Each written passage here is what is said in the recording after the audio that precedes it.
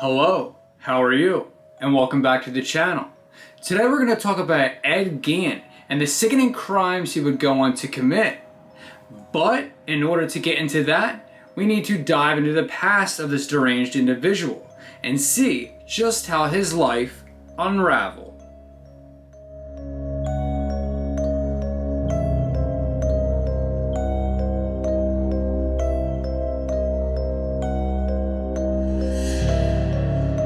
Edward Theodore Gein, born on August 27th of 1906 in La Crosse, Wisconsin, the second of two boys to George Philip Gein and Augusta Wilhelminen. Gein's older brother, Henry George Gein, was 7 years older than him. His mother was very religious and Lutheran. Now, a person that is Lutheran believes humans are saved from their sins from God's grace and through having faith alone. Augusta would preach to her sons about the innate immorality of the world, like the evil of drinking, and she believed that all women, apart from herself, were promiscuous and instruments of the devil. She would read the Bible to them every afternoon of every day, selecting verses from the Old Testament and the book of Revelation concerning death, murder, and divine retribution. She hated her husband because he was an alcoholic who was unable to keep a job, so he would work at various times as a carpenter or as a tanner or even sometimes as an insurance salesman.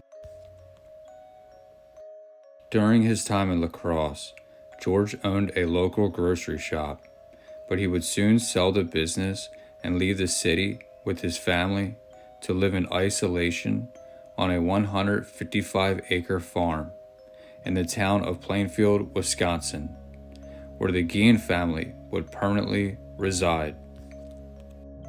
Augusta would take advantage of the farm's isolation by turning away outsiders who she felt could have influenced her sons. Gein would leave the farm only to attend school. Other than that, he would be home on the farm doing chores. Gein was shy, and his classmates and teachers always thought of him as having strange mannerisms. He would have random outbursts of laughter, as if he were laughing at his own personal jokes, and to make matters worse, Augusta would punish Ed whenever he tried to make friends. Despite his poor social skills, Ed did fairly well in school, particularly when it came to reading. Henry and Ed would begin doing odd jobs around town to help cover living expenses. Generally, they were considered to be reliable and honest by residents of the community. While both worked as handymen, Ed would also frequently babysit for neighbors. Imagine that.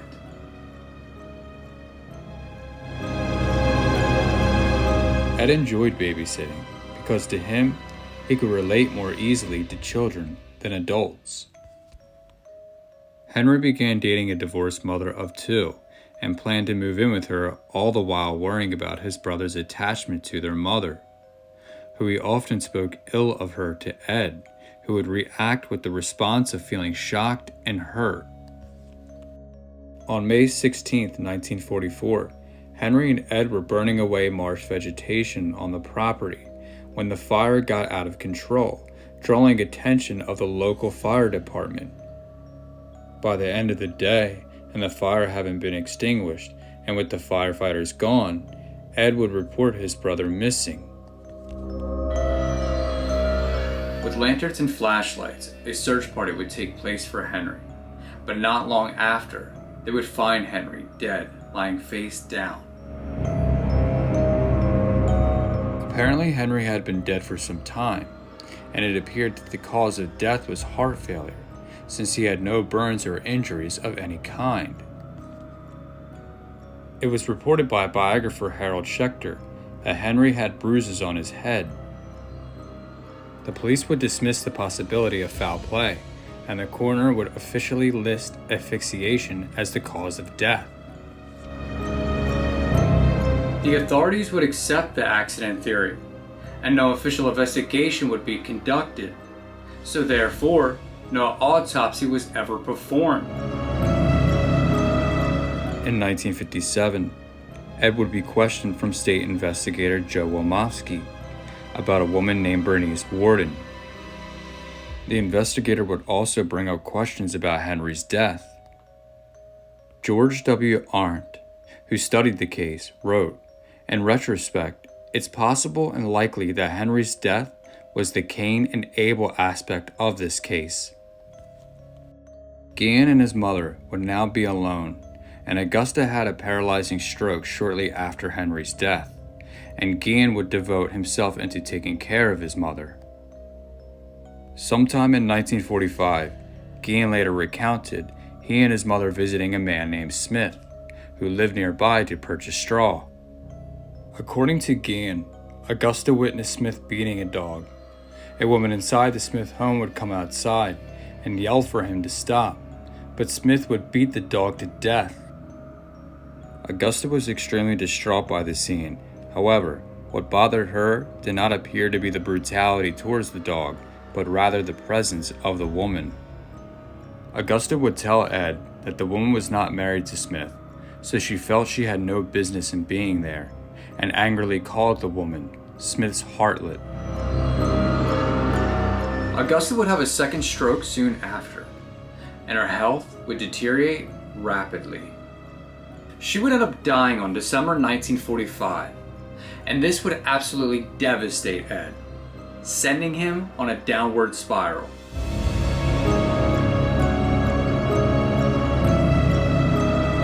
Gein would hold on to the farm and earn money from odd jobs. He'd board up rooms that were used by his mother, including the upstairs, the downstairs parlor, and living room, leaving areas untouched and sitting just as they remained before Augusta's passing. The rest of the house became increasingly squalid, and the rooms remained pristine. Gein would end up living in a small room next to the kitchen. Around this time, he became interested in reading pulp magazines and adventure stories, particularly those involving cannibals or Nazi atrocities, specifically from Els Kosh. Gein was a handyman and received the farm from the federal government, starting in 1951. He would occasionally work for the local municipal road crew and crop threshing crews in the area, sometime between 1946 and 1956. He also sold an 80-acre parcel of land that his brother Henry once owned.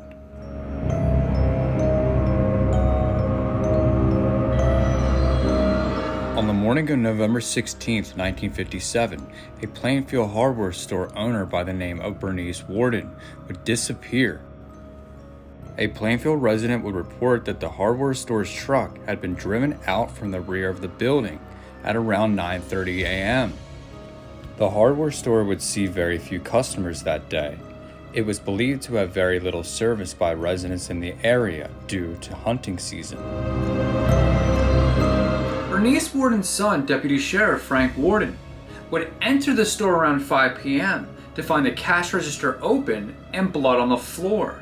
Frank Worden would tell investigators that on the evening before his mother's disappearance, Gein had been in the store and was to have returned the next morning for a gallon of antifreeze. A sales slip for a gallon of antifreeze would be the last receipt written by Worden on that very morning she disappeared. On the evening of that day, Gein would be arrested at the West Plainfield grocery store, and the Waushara County Sheriff's Department would search the Gein farm. A Waushara County Sheriff's deputy would end up finding Worden's decapitated body in a shed on Gein's property, hung upside down by her legs with a crossbar at her ankles and ropes at her wrists. The torso was dressed out like a deer, and she had been shot with a .22 caliber rifle and died from the gun wound, then mutilated afterwards. A list of things would be discovered through searching Gein's house, and they would soon learn that these finds would be far from the ordinary. A wastebasket made of skin, human skin covering chair seats, skulls on his bedposts, female skulls, some with the top sawn off, bowls made from human skulls, a corset made from a female torso, skin from shoulders to waist, leggings made from human leg skin, masks made from the skin of female heads, Mary Hogan's face mask in a paper bag, Mary Hogan's skull in a box, Bernice Worden's heart in a plastic bag in front of Gein's potbelly stove, 9 vulvas in a shoebox, a young girl's dress in the vulvas of 2 females judged to have been about 15 years old, a belt made from female human nipples, 4 noses, a pair of lips on a window shade drawstring, a lampshade made from the skin of a human face, and fingernails from female fingers. These artifacts were all photographed at the State Crime Laboratory and then decently disposed of. When questioned about it, Gein told investigators that between 1947 and 1952, he made as many as 40 nightly visits to 3 local graveyards to exhume recently buried bodies while he was in a daze-like state. On about 30 of those visits, he said that he came out of the daze while in the cemetery, left the grave in good order, and returned home empty-handed. On the other occasions, he would dig up recently buried middle-aged women who he thought resembled his mother, take their bodies home and tan their skins to make his paraphernalia. Gein would admit to stealing from 9 graves from local cemeteries and had led investigators to their locations. Alan Womofsky of the State Crime Laboratory participated in opening 3 test graves identified by Gein. Gein had robbed these graves soon after the funerals had taken place, and these graves were so recent that none of the graves had been completed. The test graves were exhumed because authorities were uncertain as to whether Gein was capable of single-handedly digging up a grave during a single evening. And they were found as Gein described, with 2 of the exhumed graves found empty, one having a crowbar in place of the body. One casket was completely empty, while another casket remained closed due to Gein losing his pry bar. A 3rd casket had been opened, with most of the body being removed. Gein had actually returned some jewelry, like rings and even some body parts. Soon after his mother's death, Gein would create a woman's suit so that he could become his mother and feel like he was actually crawling into her skin. Gein would deny having sex with the bodies he exhumed, saying they smelled too bad. During a State Crime Laboratory interrogation, Gein also admitted to shooting Mary Hogan, a tavern owner who had been missing since 1954. Her head was found in his house, but he would deny having memory of her death and how it happened. It would also be discovered and reported that Gein kept shrunken heads in the house, and which he described as being relics sent from the Philippines from a cousin who had served on the islands of World War II. Upon investigation, these were determined to be human facial skins, carefully peeled from corpses and used by Gein as masks. Gein would also be considered a suspect in several other unsolved cases in Wisconsin, including the 1953 disappearance of Evelyn Hartley, a lacrosse babysitter. During questioning, Waushara County Sheriff Art Schley reportedly assaulted Gein by banging his head and face into a brick wall, and as a result of that, Gein's initial confession was ruled inadmissible. Schley would die of heart failure at age 43 in 1968 before Gein's trial. He was said to be traumatized by the horror of Gein's crimes, to the point of it playing a role in Schley's death.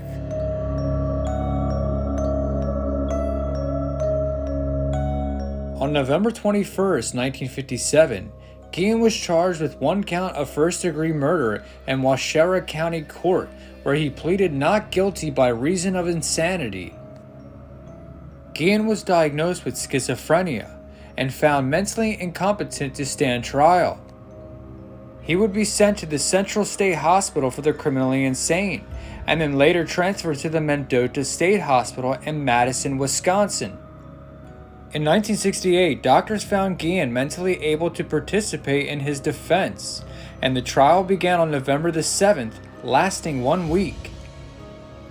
A psychiatrist testified that Gein had told him that he did not know whether the killing of Bernice Worden was intended or not. Gein had told him, while examining a gun in Worden's store, the gun went off, killing Worden. Gein would testify saying, after trying to load a bullet into the rifle, it discharged.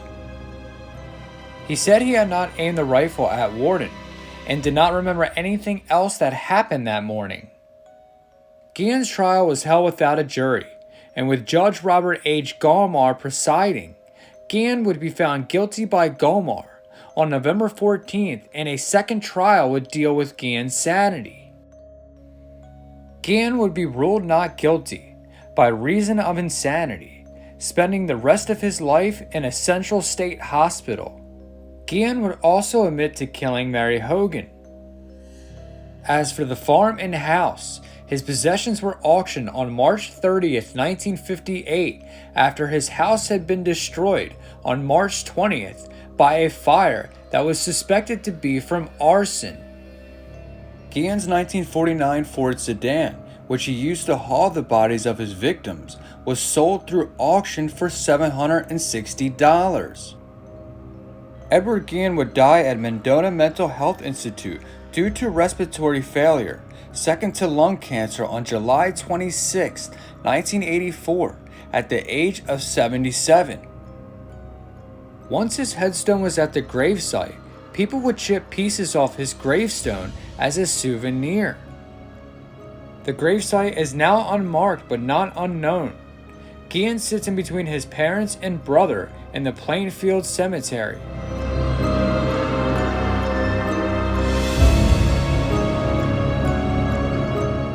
Well, that was the story of Ed Gein. It's mind-blowing what certain people are capable of doing. And you know what? This amazes me. How many people, and even police, have a tendency to overlook these types of people.